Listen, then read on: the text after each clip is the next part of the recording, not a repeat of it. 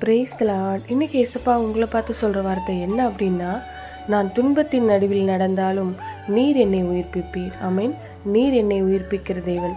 நான் துன்பத்தின் நடுவில் நடந்தால் கூட நீர் என்ன உயிர்ப்பித்து விடுவீர். துன்பம் வரும்போது சில சோர்வுகள், சில மனமடிவுகள், அப்படியே முடங்கி போன நிலைமை சிலருடைய வாழ்க்கையில் உண்டாயிருப்பதை நம்ம பார்த்துருக்கீங்களா? நம்மளோட லைஃப்லையும் இந்த மாதிரி அனுபவம் இருக்கும்.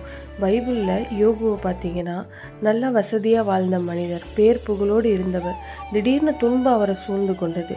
எல்லாத்தையுமே இழந்துட்டாரு. பிள்ளைகளை இழந்துட்டாரு, சொத்துக்களை இழந்துட்டாரு, நிந்தை, அவமானம், மரியாதையை இழந்துட்டாரு, சரீர சுகத்தை இழந்துட்டாரு. துன்பத்தின் வழியாக கடந்து போனார். நீங்களும் அப்படி போயிட்டு இருக்கீங்களா? இழப்புகளுக்கு நடுவில், நஷ்டங்களுக்கு நடுவில், அதனால் நிறைய அவமானங்கள் அப்படியெல்லாம் காணப்படுறீங்களா? துன்பத்தின் வழியாக நடந்த யோபினுடைய வாழ்க்கையை தேவன் உயிர்ப்பித்தார்.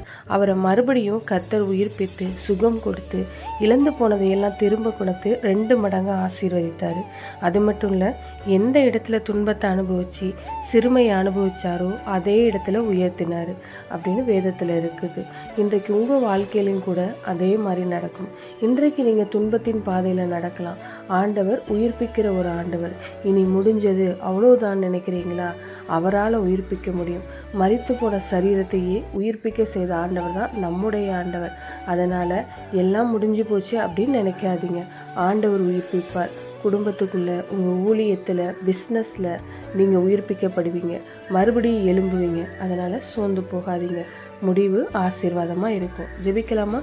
எங்கள் நல்ல தகப்பனே, துன்பத்தின் நடுவில் நடந்தாலும் நீர் எங்களை உயிர்ப்பிக்கிற தேவன். இந்த வார்த்தையை கேட்டுக்கொண்டிருக்கிற பிள்ளைகளுடைய வாழ்க்கையில் துன்பத்தை கண்டு சோர்ந்து போயிருக்கிற ஒவ்வொருவரும் இயேசுவின் நாமத்தில் உயிர்ப்பிக்கப்படட்டும்ப்பா. இன்றைக்கு ஒரு அற்புதம் அவர்களுடைய வாழ்க்கையில் நடக்கட்டும். இயேசு கிறிஸ்துவின் நாமத்தில் ஜெபிக்கிறோம் பிதாவே. ஆமென். God bless you.